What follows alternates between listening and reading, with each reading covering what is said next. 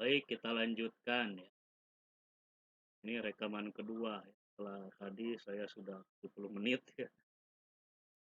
Waktu begini tidak terekam, tidak ada suara. Ya juga tidak ada suara ya. Ya gambar saja. Ya, coba lagi gitu pelajari, ternyata ada yang kurang yaitu mikrofon ya tidak dinyalakan. Ya, seperti capek gawe lah begitu ya. Ya alhamdulillah ini yang kedua kalinya. Mungkin kalau yang tadi saya rasa bagus lah lumayan gitu. 5. Nah, yang kedua ini biasanya menurun. Seperti halnya makan, kalau piring pertama enak, piring kedua ketiga kan sudah menurun. Baik, kita lanjutkan ya. Beberapa faktor yang ada pada diri dai menentukan keberhasilan dakwah. Ini untuk menyebutkan adanya hamu minat torik wal madah, pribadian, pribadian ya tersenyum, pribadian yang ramah. Ini bukan hanya penguasaan metode, tetapi juga berkaitan dengan kompetensi wawasan dan kepribadian. Wawasan harus supaya mampu mengolah materi secara lebih luas dan mampu menyelesaikan problem-problem.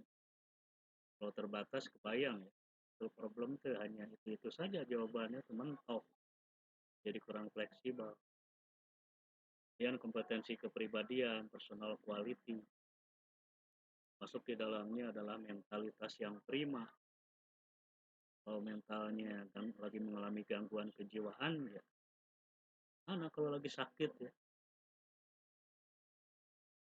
atau sakit-sakitan fisiknya jasmani, lebih-lebih sakit jiwanya ini lebih parah lagi. Kalau sudah mengalami itu kan lebih baik berhenti dulu memang kelak untuk berdakwah dalam pengertian dakwah depan umum begitu. Kenapa? Daripada ngaco ya apa yang disampaikan di maslahat dia, mungkin ini ya, kul khairan aulias, yang baik atau diam. Diam itu karena sedang tidak mood, sedang tidak fokus. Kembali ya, bagaimana pokok bahasan kita saat ini berkaitan dengan profesionalisme. Profesionalisme dai. Apa itu profesionalisme? Profesionalisme itu sebuah paham ya. Isme itu ya paham, ajaran. Profesional lebih kepada untuk menerangkan atau sifat dari sebuah profesi yang harus dikerjakan secara sungguh-sungguh, profesional, tekun, ulat, sungguh-sungguh.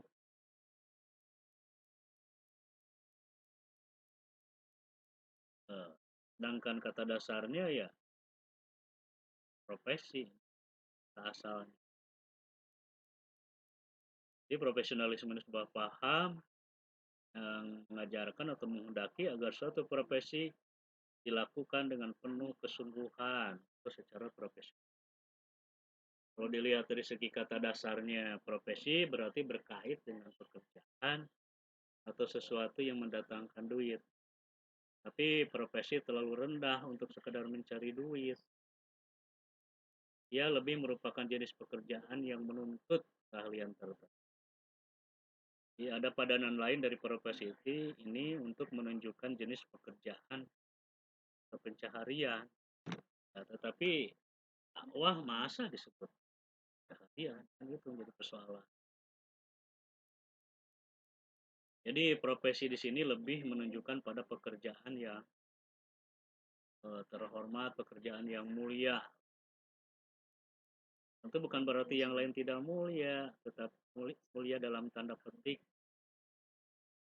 lebih kompleksiti ya, kompleksitas. Kemudian menuntut wawasan dan keilmuan yang tidak cukup hanya dipelajari hanya 1 minggu, apalagi atau hanya 3 bulan, apalagi 1.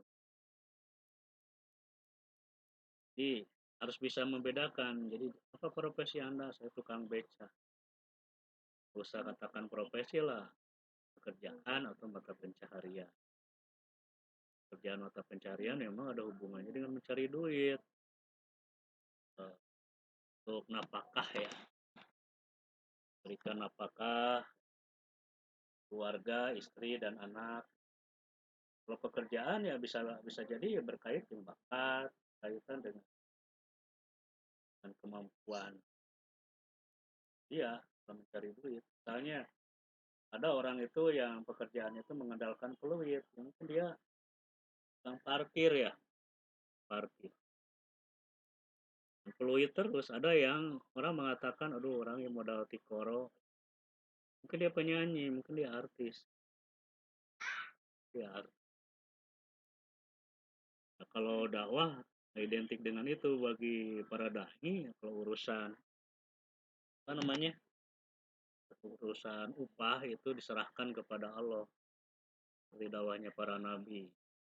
La as'alukum min ajrin in ajriya ila Allah. Bisa jadi jumlahnya lebih gede,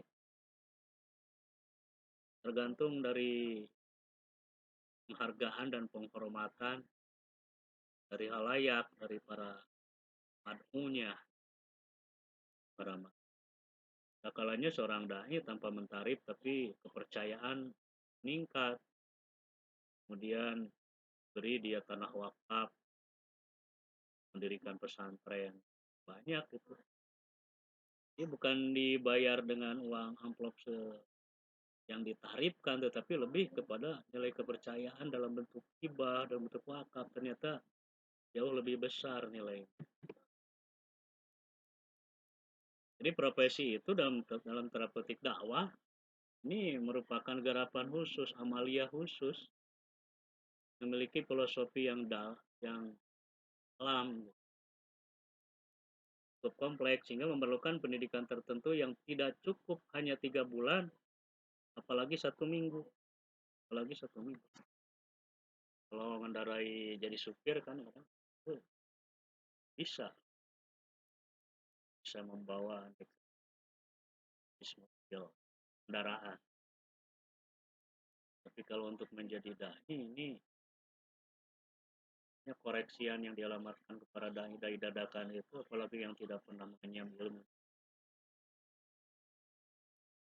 itu adalah khawatir gitu bahwa jadi mau praktek kan membina umat malah misalnya mengangkat umat. Oleh karena itu sebuah profesi akan ditandai dengan adanya pendidikan profesi, organisasi profesi, profesi, kejelasan wilayah garapan, ada payung hukumnya, bahkan ada yang sampai ke tunjangan profesi. Ini kenapa muncul gagasan ini? Dari mana? Saya ini apa namanya, analog ya, analogikan dengan belajar ke profesi guru ya. Profesi guru itu lengkap. Nah, organisasi profesinya yang disebut dengan PGR. Pendidikan profesinya ada PPG ya. Jadi sarjana pendidikan saja tidak cukup di situ ya. Sekolah pendidikan kimia, pendidikan agama, yang S1 dianggap kurang cukup untuk sampai ke tingkat profesional. Ada pendidikannya, ada organisasinya, ada kode etik profesi yang dilahirkan melalui organisasi, ada kejelasan bidang wilayah garap, jangan sampai merebut kapling garapan profesi lain, terjadi sengketa itu. Ada payung hukumnya, bahkan ada yang sampai ke tunjangan profesi. Guru kan ada jangan profesi.